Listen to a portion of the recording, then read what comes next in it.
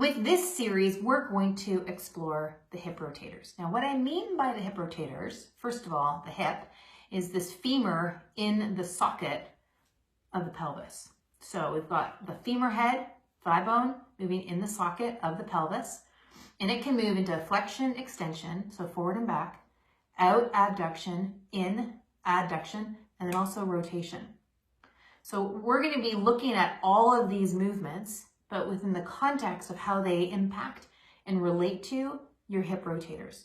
We're also going to be looking at above the pelvis as well as below this joint as well, because all of that can contribute to the way that leg bone moves in your socket and how that then enables those hip rotators to function or not function. Now, to have this exploration, we're going to use a few props. You don't need to have all these props handy.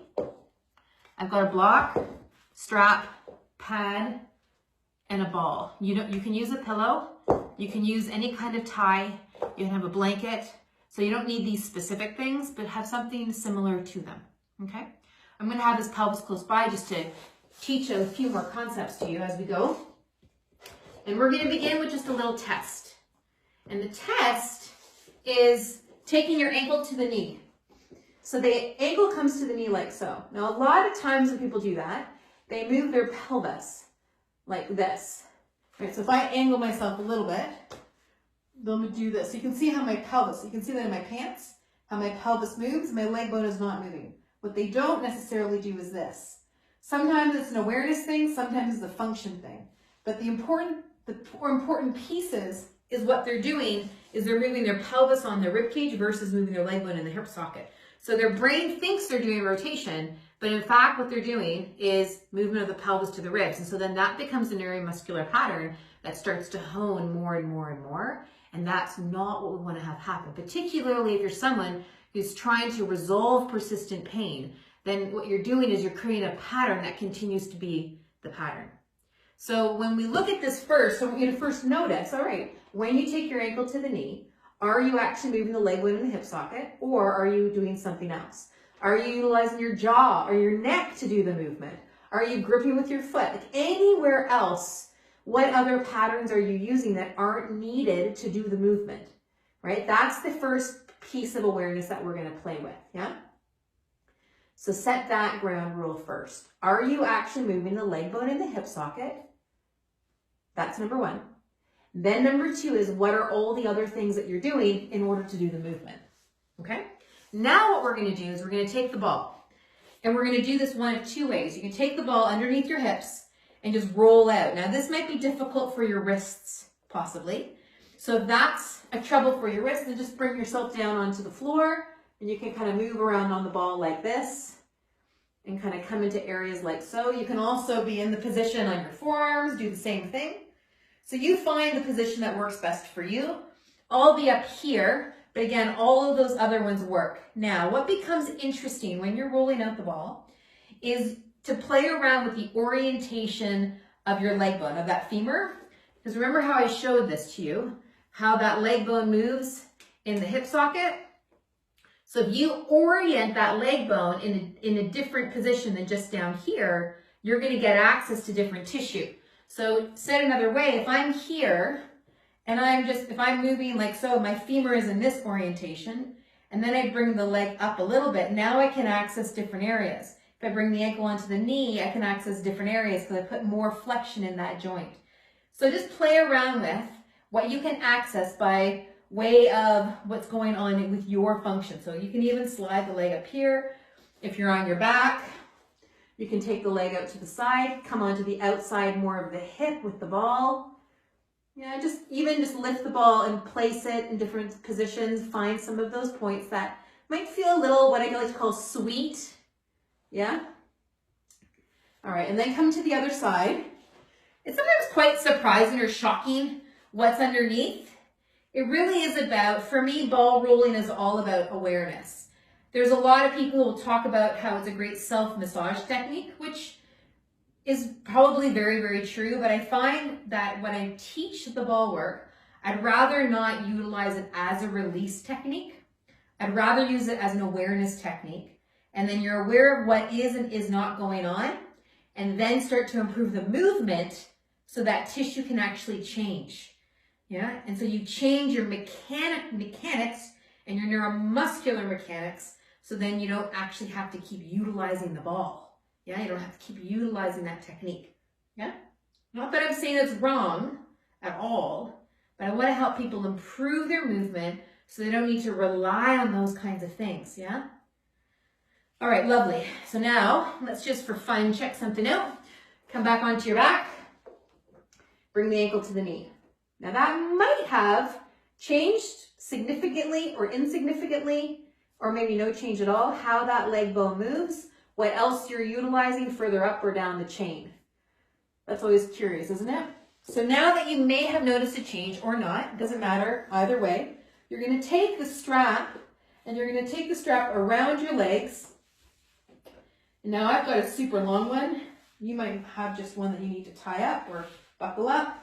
You're going to place this about mid-thigh height, right? So we're going to look like it's looking like that. You can see the strap about mid-thigh height. And you've got about 2 fists width in between slightly, so it's basically in line with the hip. But if you need to take the legs wider, by all means, go for it. So now what we're going to do is we're going to press the legs wide into the strap. Wide into the strap. Now bring your hands into those hip flexors again. Remember when you lifted the leg up? And when you press your legs into the strap, don't have those hip flexors fire. Keep those nice and easy. Really, really, really easy. So it's just movement coming wide. So you're mostly doing abduction. When you do that, even though you are in a crook position, lying down position, those hip flexors don't need to fire for you to be going wide.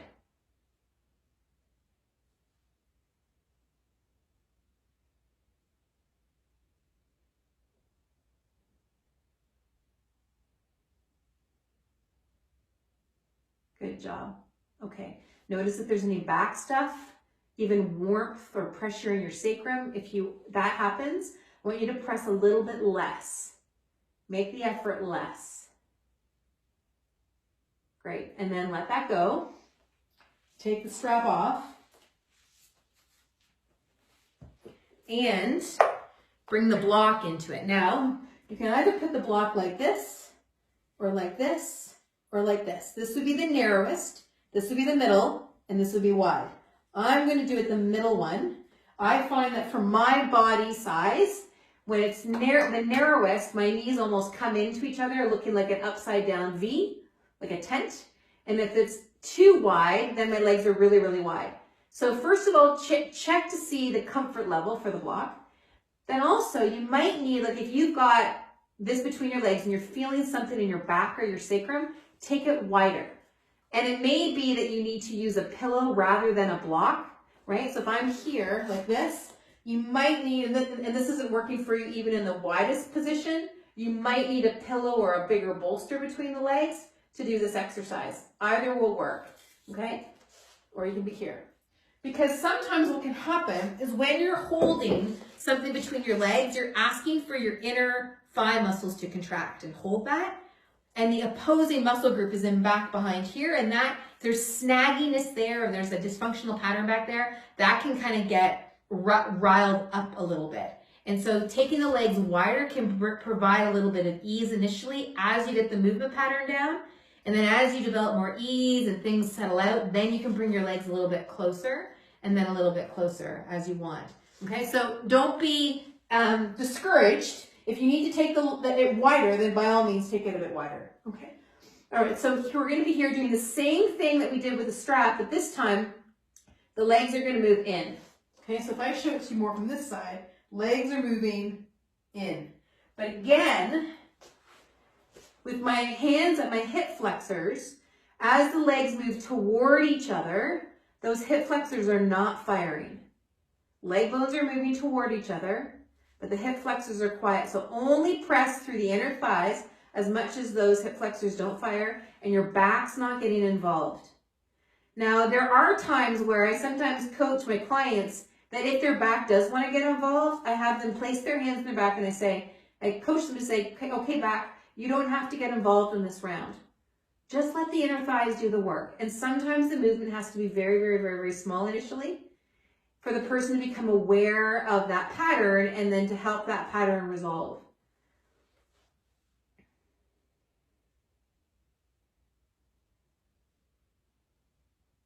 All right, lovely. Okay, and bring that out now. Okay, now just notice, take your legs straight and notice what that feels like through your body. Okay, and let me move some of this stuff away now. Where we're going to go next is with the pad, and we're going to roll the pad up. Now you don't need to have one of these felt pads. You can use a blanket. And we're going to put this right on the inside here, whoops, like so, yeah? So my lower back is going to be rolling over top of this. Now, one thing to be conscientious of is what we're going to move into might feel really, really stiff and limited for you. So don't be afraid or think you're doing something wrong if you find that you need to lower this down and make it smaller. Okay, this amount of side bend might be too much for you here. So if you have to, if you're already kind of going, whoa, that's just a bit too much, then by all means, make it a little bit less and place it there, yeah?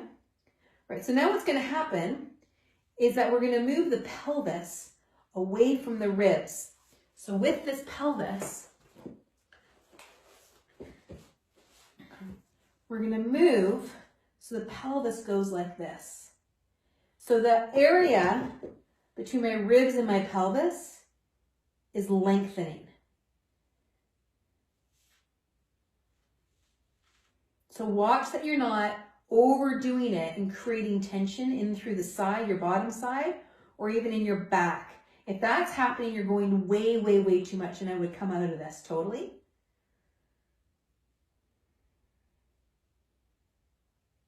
Good. Okay, and then let that go. And then take that away and then lie on your back and take a breather.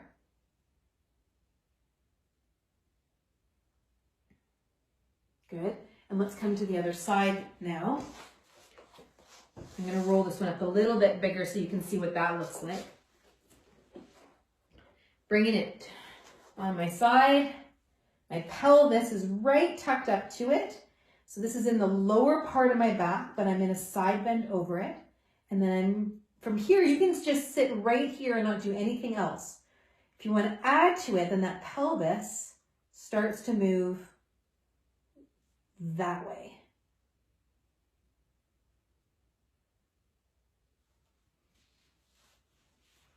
Pelvis moves that way.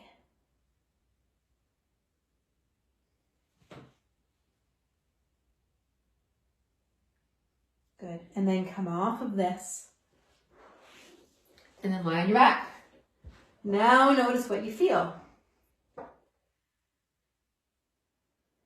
And from here, now bring that ankle up to the knee and notice if there's anything new or different through your legs and your pelvis and how things are moving up through your body or down lower.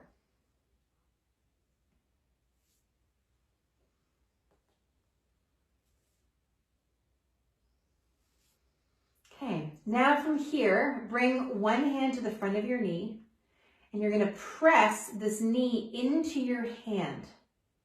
So your hip flexors are going to engage to do that, but you're not bracing all through the ribs or through the shoulder.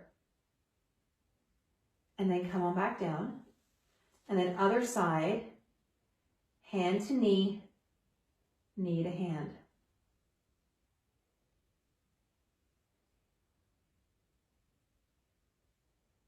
And then come on down. Other side.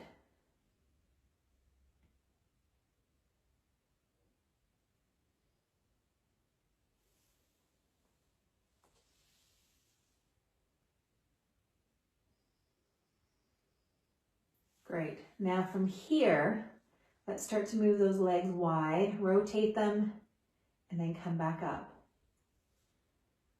Now you might notice a bit of a difference in how your leg bones are moving in your hip sockets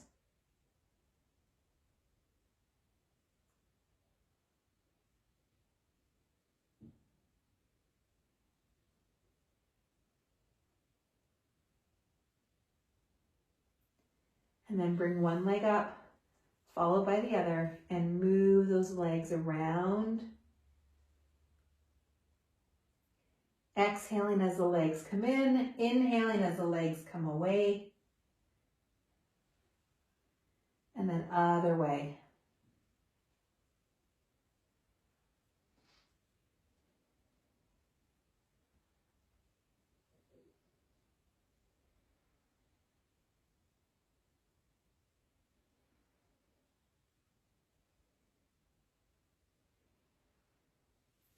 Let your knees come down. And notice just how your pelvis feels, how your legs feel. If you want to take your legs straight and notice what that experience is like now, noticing how your body has absorbed the various movements that we've done. Noticing what has worked. Maybe noticing what didn't work. The clarity that you have. The gains of awareness.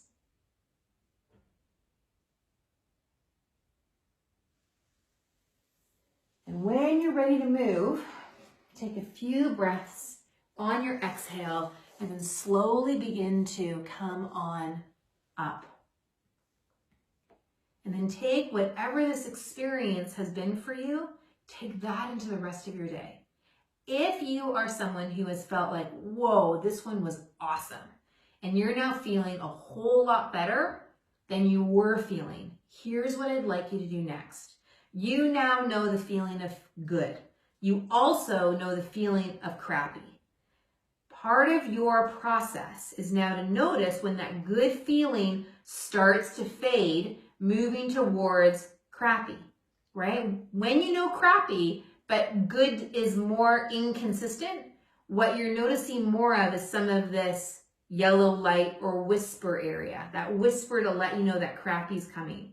So notice when you start to feel the good begin to fade. Because as that good begins to fade, you'll begin to feel the whispers to let you know that crappy's coming. And if you can intervene up in this area, as opposed to waiting until you get to this area, you'll be able to get back to feeling good a lot faster. So you can work with some of these movements that really worked for you. Keep note of what those are. And then as you practice them, continue to grow that awareness of what's working and what's not working. And then if you do need more support, whether through myself or any other health professional, you can take that information to them and say, this is what I now notice in my body. I need you to help me with solving this pain puzzle. I need your help with helping me put this together. But you're bringing that experience in a very data information pile for yourself and them, and they can help you. I can help you sift through that to support you in your forward progress. All right? You have a great, great time exploring. We will see you tomorrow. Mwah. Take good care.